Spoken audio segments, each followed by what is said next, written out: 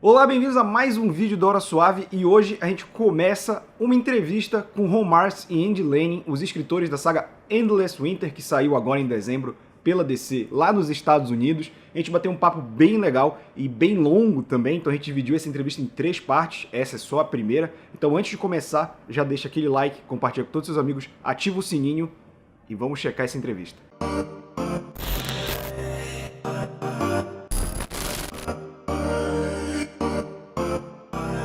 The first question I have is how did you two came up with the idea, this idea of the Frost King and this whole old Justice League, you know, with Black Adam and Swamp Thing? How did you two came and said, this is how we're going to approach this story? So it's mostly Andy's fault. He decided he was going to rip off Vikings and Hans Christian Andersen.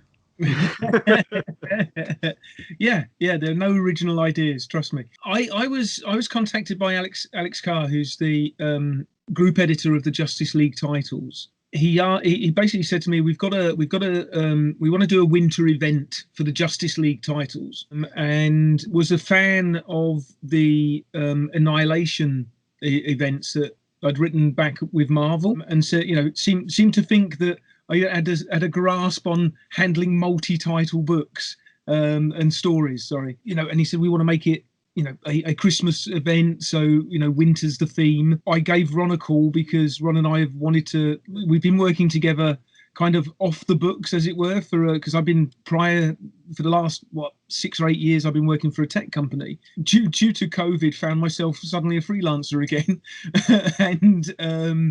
and sort of like Ron and I had been doing some work for Magic Leap, the tech company that I was working in, but none of that had seen the light of day. So this seemed like a great opportunity for us to collaborate again on something that could actually end up being published. Ron has also got a pedigree when it comes to handling those sort of multi-title event books as well. So I spitballed the idea that I'd been mulling over with Ron, which was pretty much what he said. Vikings and Hans Christian Andersen. It was like, Ron, this is what I've got: Vikings and Hans Christian Andersen. Help! and pretty soon, though, working with, very closely with Alex and with Andrea Shea, who is the editor on some of the other books that we were working on, we came up with a sort of thematic link for the story that kind of played into where we're all at the moment with the pandemic situation, plus the idea of things from the past coming to haunt the present, family and loneliness and isolation, but more importantly, I think Ron will agree, what we wanted to do was tell a rollicking good superhero adventure story, because first and foremost, that's what we like. So we were basically just trying to one up each other in terms of, what if we could do Vikings? And then it'd be like, what if we could do Viking Prince? What if we can do a Frost Giant? What if we make him a really big giant? So that was kind of like the process. Ron, you go. Yeah, it was just everything sort of came together through Kismet. It just, Andy's schedule freed up. I made room in my schedule. Was great fun for us to be able to get back to work together again. As with most of these things, they just sort of evolve organically for the most part. You figure out, okay, it's a Justice League story, and then you figure out, okay, well, here are the other books that are going to play into the crossover. So what are you going to do with a Flash issue? What are you going to do with a Justice League Dark issue? And so you really try to come up with the overall framework and then thread it through all of the other issues. And the job is obviously, you tell a big exciting Justice League story, but then each issue as you go, the Flash issue, the Superman issue, and on, you try to maintain the personality of that character in that book. So the Aquaman issue was a big underwater, adventure, kind of leaning into where Aquaman's been and some of the cool stuff that is in an Aquaman book that you don't get from any other book. So, namely giant seahorses. Yeah, and fire trolls. Andy said something that was on one of my questions. Since the first issue, I noticed that it was a story about family. We see Barry worried, how do you deal with being a superhero and having a family? And you have Superman talking with his parents. Aquaman and Mera. Can we consider Endless Winter a story about family? And being a story about family in the winter and in December, can we consider it a Christmas story? Well, I think that was kind of the point. It's like it's a winter event story, always designed to come out and finish in December. So it was like, yes, let's make this is a definitely in the same way Die Hard is a Christmas story. This is a Christmas story. Okay. The family stuff was, you want some sort of thematic thread in the whole story, so it's not just a series of fight scenes.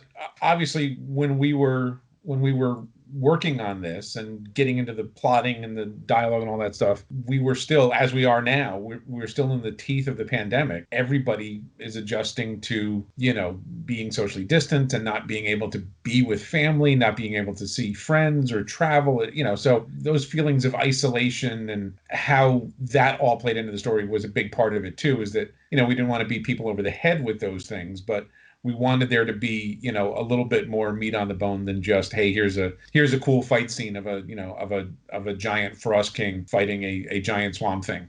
And to that as well, touching on the villain of the piece, and I don't want to preempt your questions again, but even his story is a story of family as well. So yeah. It's always good when you can tease a theme out of a story, because it gives you a North Star to always gut check as you're writing it. It's like, have we covered that point? Have we made the most of that in each issue? And I think, I'd like to think that we did, to a certain extent. That is underpinning all of them. Maybe the one exception might be the Black Adam issue, because he's not the warm, cuddly type, is he?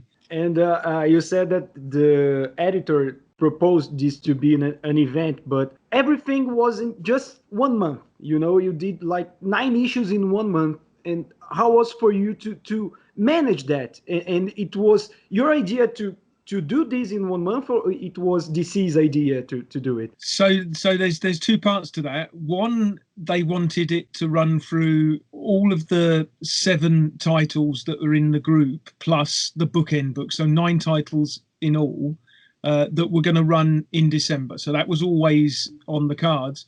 They then said to us, how many of these do you want to write? And we then, with a lot of hubris and not much foresight, said, yeah, we can do them all. And then had to pretty much turn out a book a week for 9 weeks. Quite relentless, wasn't it, Ron? Yeah, there was not a lot of sleep during that period. I made ample use of my Death Wish coffee supply to make sure it all got done. And you've just ensured a new supply is just going to be cropping up. Oh yeah, once we got going, it was kind of like a ball rolling downhill, and you just gotta keep out in front of it. It's it's like that scene in Raiders of the Lost Ark. You just gotta keep running, or it eventually catches you. But we had a tremendous editorial team. We were working with Alex and Andrea, the other editors on the books that were also part of the crossover.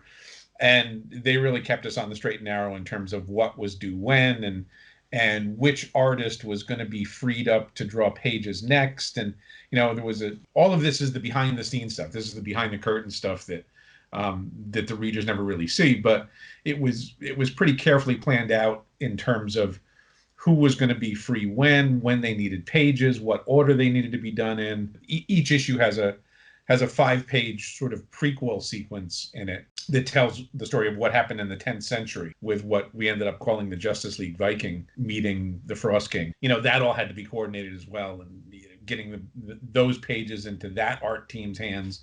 So it was a little bit like juggling multiple balls all the time. But as Andy said earlier, this is not the first rodeo for either of us too. I mean, we've been there and we've done this and we know how this works. So you're biting off a big meal when you start it. But I mean, I guess the plus side was it was just a lot of fun. I I mean, it was a lot of fun to play with all these toys, and I think we're really happy with the way everything came out. I mean, I think everything landed the way it was supposed to, and it was a very organic process that we were able to be a part of. And I'll throw another metaphor into the mix. So I think it's also, each issue it's like air traffic control, when they're stacking planes and bringing them into land. Esse foi o fim da primeira parte da entrevista. Espero que vocês tenham gostado. Semana que vem entram a segunda e a terceira parte, então fiquem ligados, ativa o sininho aí para você receber a notificação quando sair a próxima parte. Tem alguma dúvida para eles ou algo assim? A gente entra em contato, pode tirar com eles, então bota aqui nos comentários. É isso? Valeu!